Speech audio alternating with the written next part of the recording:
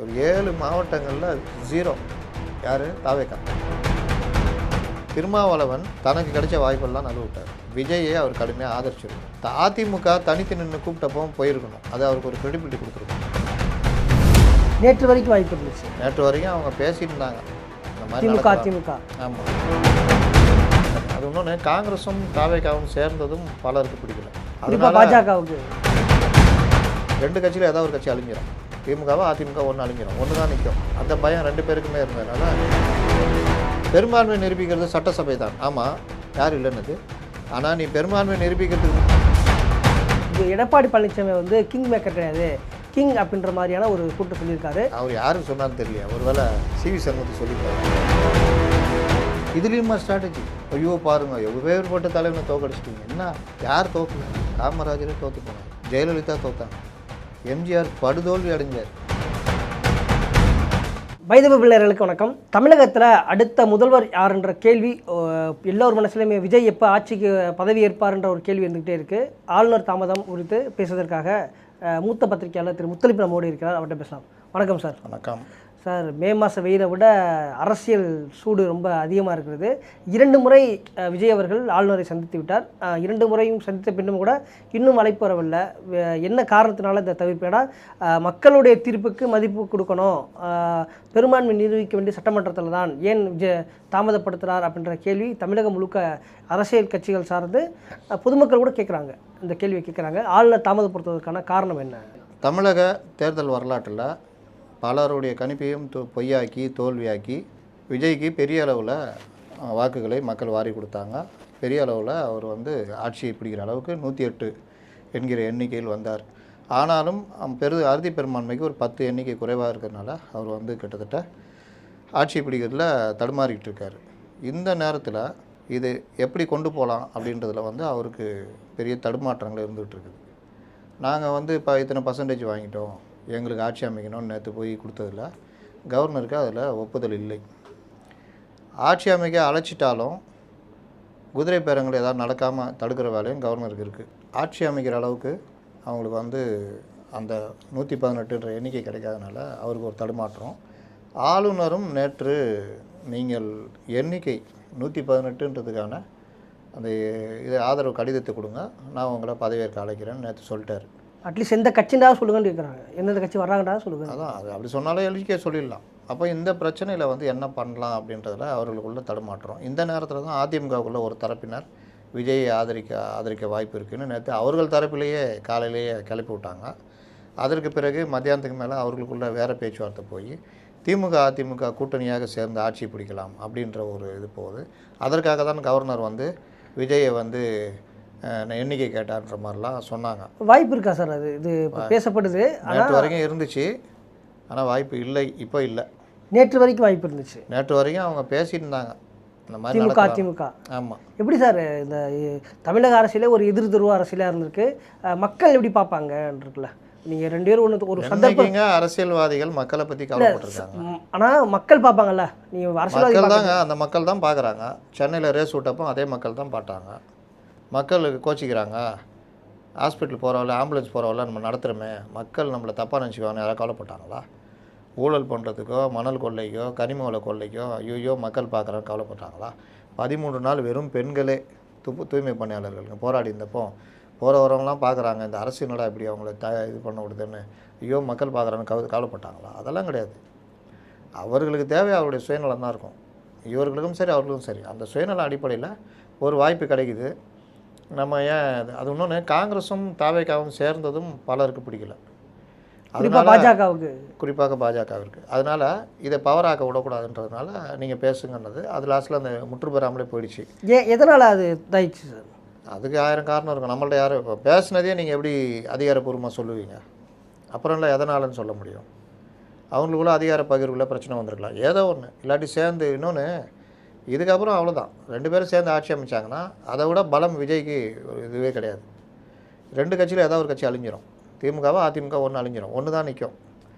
அந்த பயம் 2 பேருக்குமே இருந்ததுனால அதில் வாபஸ் வாங்கியிருக்கலாம். காலையில் முதல்வர் அவருடைய அறிக்கையின் மூலமாக இதை சொல்லிட்டார். அதனால் கிட்டத்தட்ட இல்லைன்றது ஆயிடுச்சு. இந்த நிலைமையில் தான் ஆளுநர் மீண்டும் விஜயை கூப்பிட்டார். ஆளுநர் அழைத்தார் அப்படின்னா ஆளுநர் ஆட்சி நீ வந்து பதவி ஏற்றுக்கலான்னு சொல்கிறதுக்காக தான் அழைச்சிருக்கணும். ஏன்னா சும்மா இது கூப்பிடுவார். இதை இப்போ உருட்டுறாங்க. ஆளுநருங்க வான்னு கூப்பிட்டு இங்கே பாருப்பா 113 வச்சு நீ பதவி ஏற்க முடியாது, பதவி ஏற்கணும்னா 118 பேர் வேணும், இதை சொல்கிறது தான் நான் உன்னை கூப்பிட்டேன். நேற்றே சொல்லிட்டாரே.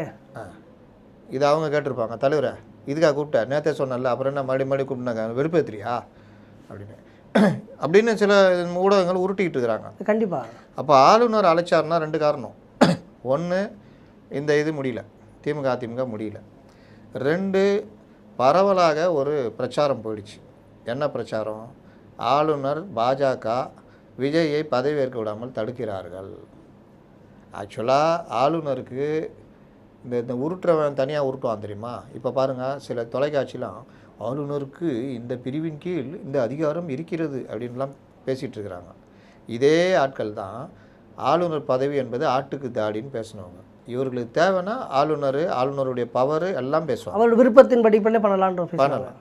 ஆளுநர் விருப்பத்தின்படினா ஆளுநர் கொடுத்துருக்க அதிகாரம் வந்து எனக்கு இந்த எண்ணிக்கை 118 ஓகேனா தான் நான் கூப்பிடுவேன்றதை சொல்லலாம். ஆனால் இவர்கள் அதை எப்படி திருப்புறாங்கன்னா, அது என்ன பெரும்பான்மை நிரூபிக்கிறது சட்டசபை தான். ஆமாம், யார் இல்லைன்னுது. ஆனால் நீ பெரும்பான்மை நிரூபிக்கிறதுக்கு முன்னாடி உன்னை பதவியேற்க அழைக்கணும்ல, அதுக்கு ஆளுநர் வந்து திருப்தி அடையணும். நீ 118 வச்சிருக்கன்றது அதுக்கு ஆளுநருக்கு உரிமை இருக்குது. அதை வசதியாக மறைச்சிடுறது. இது ரைட்டு. இது வந்து நேற்று ஒரு பெரிய பிரச்சாரமாக போச்சு. ஒருவேளை இந்த பிரச்சாரத்தை முறியடிக்கணும், சரி ரைட்டு கூப்பிட்டு கொடுத்துருவான். ஒரு நாள் டைம் என்ன பண்ணுவீங்க? எப்பா நீ பதவி ஏற்றுக்கோ, அதுலேருந்து 24 hours அல்லது 48 hours நீ உன் பெரும்பான்மை நிரூபினா இவர் எங்கே போவார்? அந்த மாதிரி ஒரு பண்ணலான்னு கூட இன்னைக்கு கூப்பிட்டுருக்கலாம் ஆளுநர். ஒருவேளை ஆளுநர் அழைச்சிருந்த ஆப்ஷன் இருந்தால். ஆளுநர் அழைக்கல, தானாக இவர் விஜயே மறுபடியும் போனார் பர்மிஷன் கேட்டுன்னா, அப்போ ஏன் போகிறாரு? ஆளுநர் மாளிகை என்ன கேட்பாங்க? அந்த உங்களுக்கான அந்த ஆப்ஷன் இருக்கா? நேற்று சொன்ன அம்சம்ல அது இருக்குன்னா வாங்கன்னு தான் சொல்லுவாங்க. இருக்குங்க பேசிட்டோம் அப்படின்னா அதுலேயே 2 ஆப்ஷன். என்னது? மக்கள் நல கூட்டணி 6 பேர், காங்கிரஸ் 5 11, இவர்கள் 107 118 118க்கான எண்ணிக்கை என்கிட்ட இருக்குது, நான் உங்களை சந்திக்க விரும்புகிறேன், ரைட்டு வாங்க, இந்தாங்க பிடிங்க, எனக்கு எப்போ பதவி ஏற்க கூப்பிடு. இது அப்படி ஒன்று நடந்திருந்தா. இல்லை அதிமுக பேசி அதிமுக லெட்டர் கொடுத்து நாங்கள் அவங்களை வெளியிலேருந்து ஆதரிக்கிறோம், ஏதோ ஒன்று ஆதரிக்கிறோம் அப்படின்னா, சார் எங்களுக்கு 47 + எங்களுடைய இது இருக்குது, அதனால் ரைட்டு வாங்க. அதனால் இது எதுன்றது வெளியே வராது. இப்போ ஆளுநர் பதவியேற்க அனுமதிக்கவில்லைன்னு இப்போ உருட்டுறாங்க.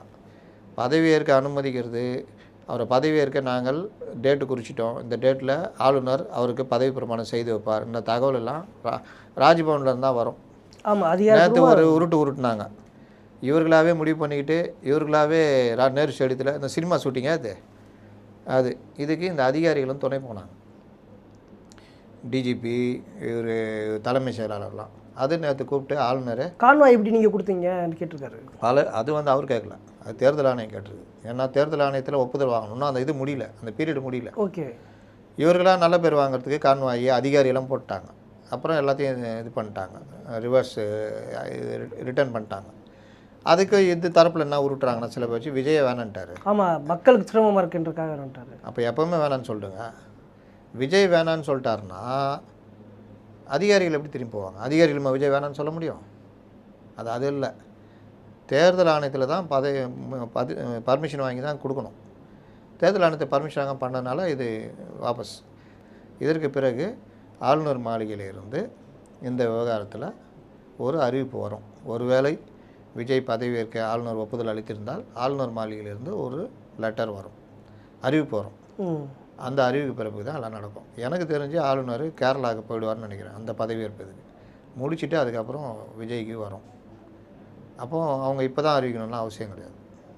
இல்லை, இப்போ இதன் பின்னணியில் வந்து பாஜக தான் இருக்குன்றதுல எந்தளவுக்கு உண்மை இருக்கு? ஏன்னா காங்கிரஸுடைய தலையீடு, அதாவது தாவேக்க காங்கிரஸ் கூட்டணி சேர்ந்த பின்னால் பாஜக அது விரும்பலை, அதனால் இதாக இருக்குது. இப்போ கூட இந்த பிஎம்ஸ்ரீ பில்லு வந்து மறுபடியும் அனுப்பிச்சிருக்காங்க, விஜய் அவருக்கு என்ன முடிவு எடுக்க போகிறாருன்ற மாதிரியான ஒரு இதெல்லாம் இருக்குது. பொதுவான நடைமுறையும் இந்த மாதிரி விஷயங்களையும் போட்டு குழப்பி இதுக்கு எதிராக இந்த மாதிரி பிரச்சனையை பண்ணுறது எல்லாமே இங்கே இருக்கிற பத்திரிகையாளர், முன்ன அரசியல்வாதி பண்ணுவான், இப்போ பத்திரிகையாளர் போர்வையில் திரிகிறவங்களாம் பண்ணிக்கிட்டு இருக்கிறாங்க. காரணம் அவர்கள் சார்பு எடுத்ததுனால வர விளைவு.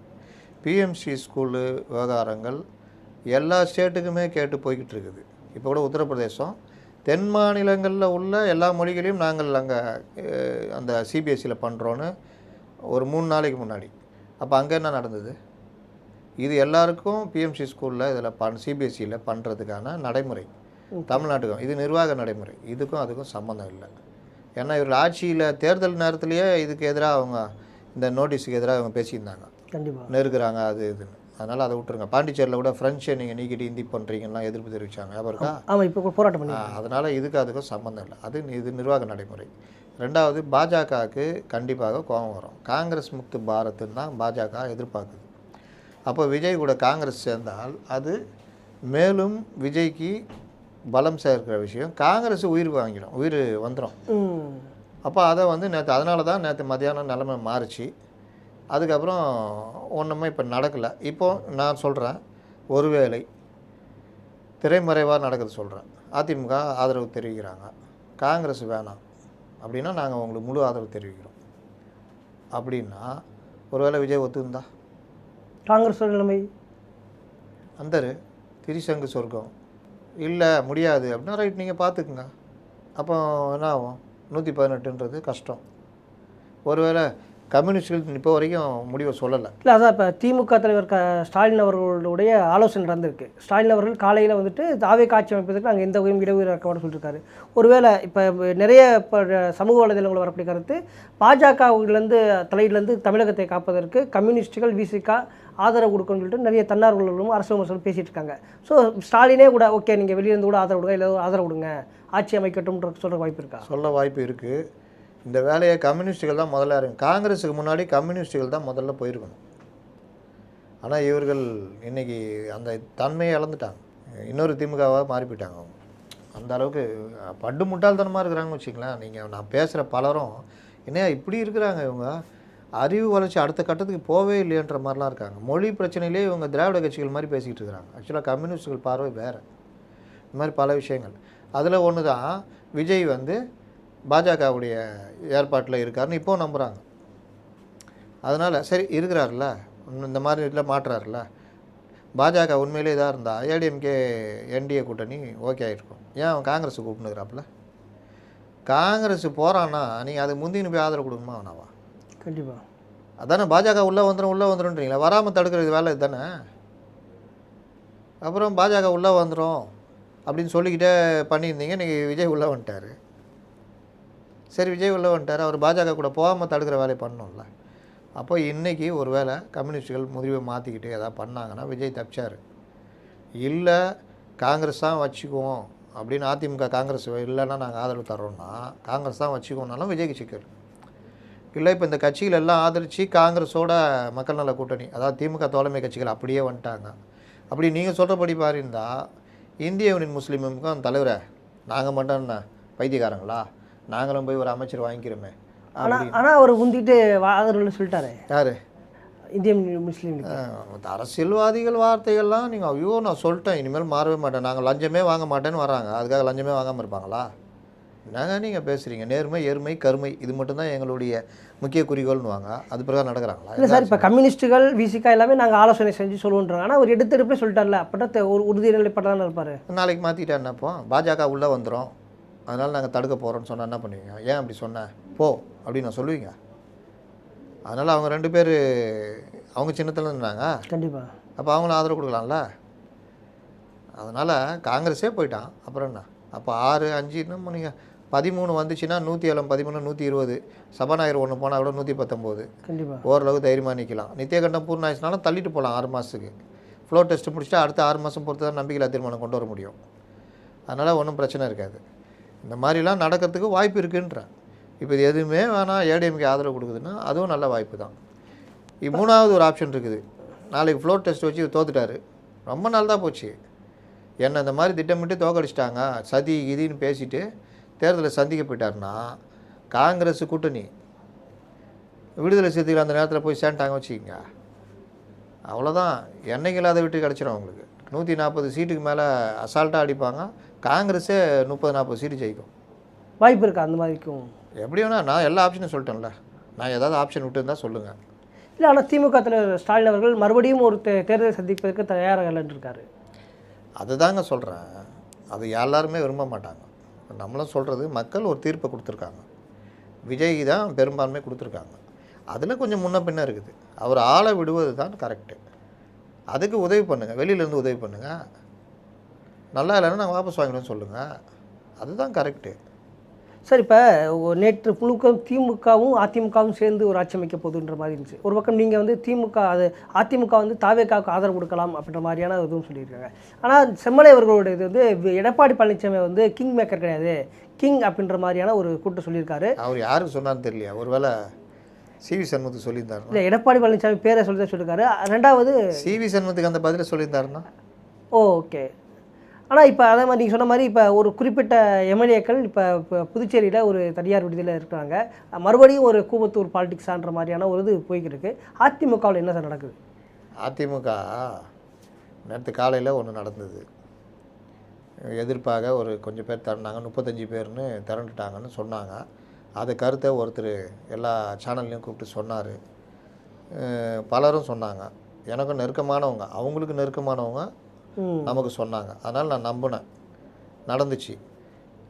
இது எங்கேயோ உடைய போதோன்ற மாதிரி லெவலுக்குலாம் போச்சு. கண்டிப்பாக 12:35ன்னு. அதுக்கப்புறம் பார்த்தா அவர் எடப்பாடி பழனிசாமி அழகாக கையாண்டு ஒற்றுமையாக போகலான்ற மாதிரி நிறுத்திட்டார். அதற்கு பிறகு திமுக அதிமுகன்ற மாதிரி போச்சு. அதுவும் இல்லை. இந்த கேப்பில் தான் சிவி சண்முகம் தலைமையில் ஒரு 27 பேர், இன்றைக்கி ஒருத்தர் போயிருக்கார் போல், 28 பேர் பாண்டிச்சேரியில் ஒரு ரிசார்ட்டில் இருக்காங்க. அப்போது என்ன நடக்குது? ஏன் அவர் தலைமையில் போய் அங்கே இருக்கணும் அப்படின்ற ஒரு கேள்வி வருது.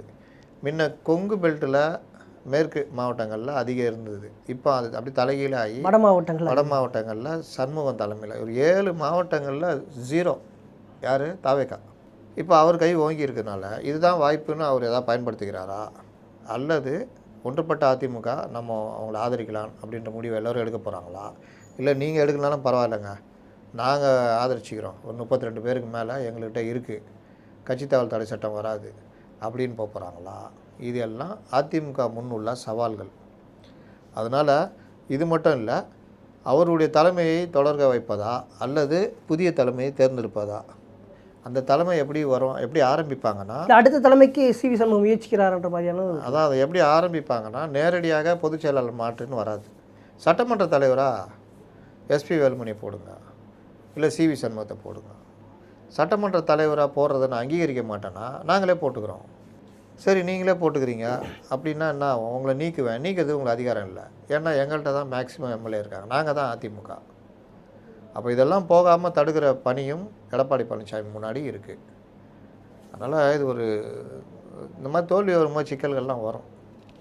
இல்லை, இப்போ நீங்கள் சொன்ன ஒருங்கிணைந்த அதிமுக ஆதரவு கொடுக்கலாம்னா இந்த ரெசார்ட்டில் போய் தங்க வேண்டிய அவசியமே இருக்காதுல்ல. அப்போ ஏதோ ஒரு கட்டத்துக்கு அதிமுக நகரப்படுறது தானே அர்த்தம். இருக்கலாம், போக போக தான் தெரியும். இந்த அரசியல் விஜயை மட்டும் ஜெயிக்க வைக்கல, பல இடங்களில். இப்போ சேகர் பாபு ஒரு ஆகப்பெரும் தலைவராக இருந்தார். அவருக்கு எதிரான கலக குரல்கள் திமுகவுக்குள்ளே வர ஆரம்பிச்சிச்சு. இல்லை, முதல்வர் தோற்று இவர் தான் காரணம், இவர் மேலே ஏன் நடவடிக்கை எடுக்க மாட்டேங்கிறாங்க. இன்னும் எத்தனை மாவட்ட செயலாளர்கள் தலை உருள போதோ தெரியல. திமுகவில் சென்னையில் எல்லாரையுமே தூக்கணும்னு ஒரு கருத்து ஓடுது. இந்த மாதிரி பல விஷயங்கள் இருக்குது. இப்போ நீங்கள் சொன்ன முதல்ல இப்போ முதல்வர் அவர்கள் தன்னோட தொகுதிக்கு வந்து நன்றி தெரிவிக்க போகும்பொழுது அமைச்சர் சேகர்பாபு அவர்களுக்கு அழுதை பார்க்க முடிந்தது. அந்த தொகுதி முழுக்க மக்கள் அழுதை நம்ம பார்க்க முடிஞ்சது. எப்படி பார்க்குறீங்க? கலைஞர் 13 ஆண்டுகள் வனவாசம் மாதிரி தோல்வி மேலே தோல்வி, 48, 34, 11 இப்படி போச்சு. 2011 வரலாறு காணாத தோல்வி, 3வது இடம். கண்டிப்பாக. அப்போலாம் நம்ம ஒப்பாரியா வச்சார். அவர் தொகுதியில் போயிட்டு அந்த மாவட்ட செயலர் இப்படியா? இல்லை, இது என்ன புது ட்ரெண்டை உருவாக்குறீங்க? இதுலேயுமா ஸ்ட்ராட்டஜி?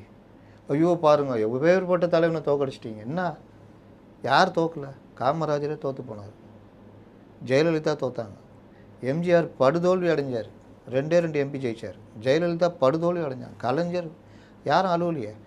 தலைவன் தான் தில்லாக இருக்கணும், தலைவனையும் கூட்டு போய். இது என்னென்னா திமுகவில் இதுக்கு முன்னாடி பார்க்காத விஷயங்கள். சிரிக்கிறாங்க, ட்ரால் பண்ணுறாங்க. ஆமாம், கண்டிப்பாக. சேகர் பாபு அழுது ட்ரால் பண்ண. யாராவது நீங்கள் அழுகுறீங்க, வருத்தப்படுறீங்கன்னா ஜனங்க ஐயோ பாவம்பா அப்படின்ற ஒரு எண்ணம் வருதா? வரல, ட்ரால் ஆகுதுல்ல. அப்போ ஏன் அதை பண்ணுறீங்க? அந்த அளவுக்கு தான் உள்ள நாலேஜ். இப்போது விஜய் போகிறாரு ரேம்பாக்கு, அது மாதிரி நீங்களும் போகணும், ட்ரால் ஆகுது. ஆனால் அதை பண்ணுறாங்க. துண்டை தூக்கி இப்படி போடனா போட்டுங்க. விஜய் ஒருத்தர்கிட்ட கண்ணாடியை போடுறாப்புல. இங்கே அவர் முதல்ல அவர் வீடியோ காமிச்சிட்டு கண்ணாடி இது பண்ணிட்டு விஜய்க்கு தூக்கி போடுறாரு. விஜய் அதை பிடிக்கிறார். பிடிச்சி போட்டு ஸ்டைலாக அப்படின்றாரு.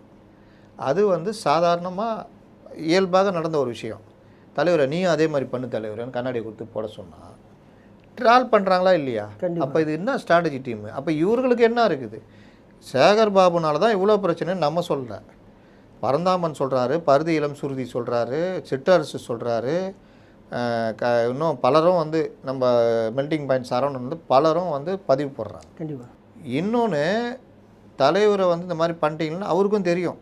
நம்ம நம்பி ஒப்படைச்சி தான் அவருடைய உழைப்பு மகத்தானதில்லை. இப்போ ஸ்டாலினும் எடப்பாடியும் உழைச்ச உழைப்பு அந்த மாதிரி தேர்தலில் கண்டிப்பாக சார். 2 பேரும் 70 வயதை கடந்தவர்கள். 2 பேரும் அப்படி உழைச்சாங்க. அப்போ உங்களை நம்பி தானே விட்டு போகிறாரு. வேறு தொகுதிக்கு மாறலான்னு சொன்ன பொழுது கூட இல்லை தலைவரை பார்த்துக்கலாம் நல்லா இருக்குது அப்படின்னு சொல்லிவிட்டு இந்த மாதிரி தோக்கடிக்க விட்டா அப்போ நடவடிக்கை எடுக்கணுமா வேணாவா? அந்த நடவடிக்கையை மறைக்கிறதுக்கு உங்களை கூட்டிகிட்டு போயிட்டு இதே செட்டப்பு எது டான்ஸ் ஆட விட்டாரா அதே செட்டப்பு, நல உதவி பண்ண வைக்கிற மாதிரி பண்ணார்ல அதே செட்டப்பு, இப்போ அதே செட்டப்பில் எல்லாம் அழுகுறானா. இதுக்கு முன்னாடி பார்த்துருக்கீங்களா திமுகவில்? இதுவரை பார்த்தது கிடையாது. இப்போ ஏன் அது? அப்போ இது நடிப்புன்னு தானே தெரியுது. இதுதான் திமுகவை திரும்ப திரும்ப வீழ்த்திக்கிட்டு இருக்குது. கிண்டலுக்கு கேலிக்குள்ளாகிற பொருளாக மாறுது. அப்போ இந்த மாதிரி விஷயங்களை அவர் நம்பக்கூடாது, நடவடிக்கை எடுக்கணும். அவரையே கூட்டிகிட்டு போனேன்னு அர்த்தம். அப்போ எதிர்கருத்து சொன்னவன் கதி என்ன ஆகும்? கண்டிப்பாக. இதுதான் திமுகக்குள்ளே ஒரு அப்படியே ஒரு விட்டேத்தி மனப்பான்மை ஆகிடும். இப்போ நிறுவனத்தில் இருக்கீங்க, ஒருத்தன் தப்பு பண்ணிட்டே இருக்கான், நீங்கள் நிறுவனம் நல்லதுக்காக சொல்கிறீங்க, ஆனால் அவனை கூப்பிட்டு வச்சு பெருசாக இது பண்ணால் நீங்கள் அடுத்த என்ன பண்ணுவீங்க? அட போடா பார்க்கலாம், ஒரு ஆத்மார்த்தமாக வேலை செய்கிறத விட்டுருவீங்க. அடுத்து என்ன பண்ணுவீங்க? போகலாம் பார்க்கலாம், என்ன வேலை பண்ணாலும் எவன் நிறுவனத்துக்கு எதிராக இருக்கானோ அவனுக்கு தான் மரியாதை. அப்புறம் என்ன இதில் இந்த எண்ணிக்கை கட்சிக்குள்ளேயும் வரும். என்ன உழைச்சி என்னையா இருக்குது? தலைவரையே தோக்கடிச்சு அவரை தான் கூப்பிட்டு தலைவர் சுற்றுறாரு. இனிமேல் நம்ம என்ன அந்த ஒரு விரக்தி மனப்பான்மைக்கு தொண்டர் போயிடுவோம். அதுக்கு தலைவர்கள் விடவே கூடாது. கண்டிப்பாக சார். இப்போ தமிழகத்தில் வந்துட்டு சட்டம் ஒழுங்கு பிரச்சனை ஏற்படுவதற்கு வாய்ப்பு இருக்குது அப்படின்ற மாதிரியான மத்திய உளவுத்துறை வந்து எச்சரிக்கை கொடுக்க சொல்லப்படுது. மெரினா போன்ற இடங்களில் காவல்துறை குவிக்கப்பட்டிருக்கு. என்ன எப்படி பார்க்குறீங்க இந்த சூழல்? காரணம் இது இல்லை, தேசிய அளவில் ஏதோ ஒரு பிரச்சனை அவங்களுக்கு தகவல் வந்திருக்கு போல், அதை ஒட்டி அவர்கள் பண்ணியிருக்காங்க. இது கிடையாது தமிழகத்தில், அந்த பிரச்சனை கிடையாது. தேர்தல் இந்த கட்சிகள் இதெல்லாம் கிடையாது. இவன் அதிகபட்சம் போனால் வாளால் கேட்க வெட்டுவான், இல்லாட்டி அண்ணாதுரை கையில் கொடி கொடுப்பான், அவ்வளோதான். அதை தாண்டிலாம் ஒன்றும் பண்ண மாட்டான். வேறு ஏதோ ஒரு த்ரெட்டன் இருக்குது, வெளியே சொல்ல மாட்டாங்க. அதுக்கான அண்டர் கிரவுண்ட் ஒர்க்லாம் நடந்துகிட்டு இருக்கும். மேலோட்டமாக ஒரு எச்சரிக்கை இது பண்ணுவாங்க. சார் நிச்சயமாக இப்போ இந்த தேர்தல் வந்து பல்வேறு எதிர்பாராத முடிவுகளை சொல்லியிருக்க பொழுது விசிகா தரப்பில் வந்துட்டு ஏற்கனவே ஆட்சி அதிகாரத்தை பங்கிட்ட இது வச்சாங்க. ஆனால் விசிகாவுடைய முன்னாள் சட்டமன்ற உறுப்பினர் சிந்தனை செல்வன் அவர்கள் ஒரு பதிவு போட்டிருக்காரு. அந்த பதிவில் வந்துட்டு மக்கள் மாற்றத்தை விரும்பினார்கள் என்றால், உண்மையான மாற்றத்தை விரும்பினார்கள் என்றால் இதுவரை தன்னுடைய வாழ்நாள் முழுவதும் மக்களுக்காக உழைக்கக்கூடிய திருமாவளவனை முதல்வராக்கி 2 திராவிட கட்சிகளும் முதல்வராக்க வேண்டும், அதுதான் உண்மையான மாற்றமாக இருக்கும். இது என்னுடைய கருத்து கிடையாது, பொதுவான மக்களுடைய கருத்தாக இருக்குது அப்படின்னு சொல்லிட்டு சொல்லியிருக்காரு. இதை நீங்கள் எப்படி பார்க்குறீங்க? எந்த மக்கள் வந்து அவர்கிட்ட சொன்னாங்களோ தெரியல. ஒரு மதிப்புமிகு தலைவர், ஒரு பொறுமையான தலைவர், நல்ல சிறந்த அறிவாளி, எடுத்த விஷயங்களை தெளிவாக சொல்லக்கூடியவர், எளிமையானவர், பத்திரிகையாளர்கள்லேருந்து எல்லோரையும் மதிக்கக்கூடியவர். நாமெல்லாம் அவர் மேலே பெரும் மதிப்பு வச்சுருக்கோம்.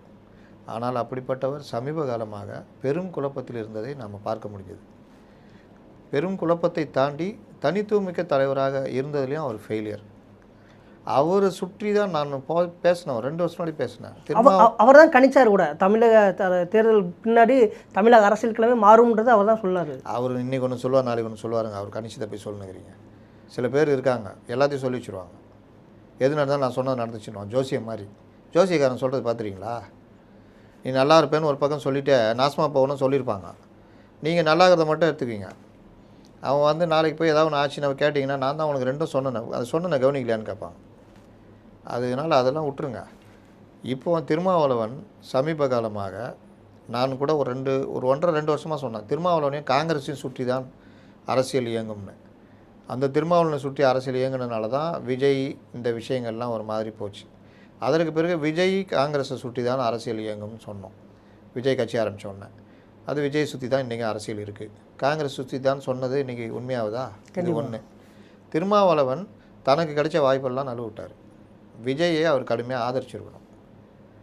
அதிமுக தனித்து நின்று கூப்பிட்டப்போ போயிருக்கணும், அது அவருக்கு ஒரு கிரெடிபிலிட்டி கொடுத்துருக்கோம். பிஜேபி கிட்ட அதிமுக போயிருக்காது. அவர் ஒருவேளை அங்கே இருந்திருந்தாருன்னா தாவேக ஆரம்பித்த புதுசில் அவரே ஒரு தூதராக இருந்து தாவேகாவும் அதிமுகவும் ஒரு கூட்டணி ஏற்படுத்தியிருப்பார். பிஜேபி உள்ளே வராமல் தடுத்துருக்கலாம் அவங்க பாணியில் சொன்னான். கண்டிப்பாக இதை எல்லாத்தையும் திருமாவளவன் விட்டார். சரி, திருமாவளவன் எந்த திருமாவளவன்? மக்கள் நல கூட்டணி உருவாக்கிய திருமாவளவன், மதிப்புமிகு தலைவர் திருமாவளவன் தன்னுடைய கட்சியில் சின்ன செயல்பாட்டு கூட திமுகவை நம்பியிருக்கிற நிலைமைக்கு போனார். ஒரு கூட்டத்தில் கலந்துக்கிறது கூட திமுக போகக்கூடாதுன்னு சொன்னதுக்கு போகாமல் இருந்தார். பல அவமானங்களை இவருக்கு சகிச்சுக்கிட்டு அவர்களுக்கு முட்டு கொடுத்துருந்தார். பல பட்டியலின மக்கள் பாதிப்பு, ஆணவ படுகொலைக்கு எதிரான விஷயங்கள்லாம் குரல் கொடுக்க முடியாமல் முட்டு கொடுத்தார்.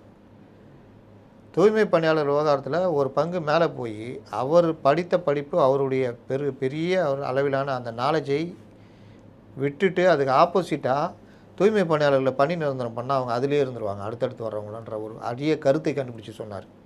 சண்முகத்துக்கே தாங்க முடியல.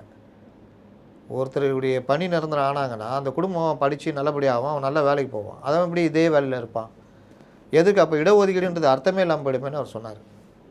அப்போது இந்த மாதிரி தடுமாற்றங்கள்லாம் அவர்கிட்ட இருந்ததுனால தான் அவர் சமீப காலமாக பெரும் குழப்பத்தில் கண்டதை பேச ஆரம்பிச்சிட்டார். ஒரு பக்கம் இளவல் வரணுன்னாரு, இன்னொரு பக்கம் அவர்களுக்கான வாசலை நான் மூடிட்டேன்னாரு.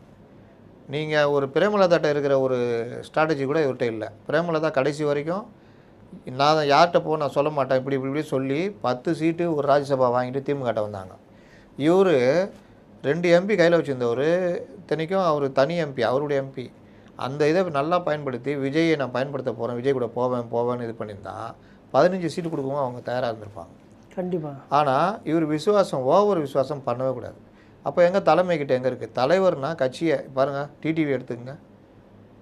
அவர் எதிர்த்தாலும் சேர்ந்தாலும் அதில் ஒரு கெத்தை மெயின்டைன் பண்ணார். எதிர்த்தப்போ கெத்தாக திட்டினார், சேர்ந்தப்போ அதே கெத்தோடையே கரெக்டாக சேர்ந்தார்.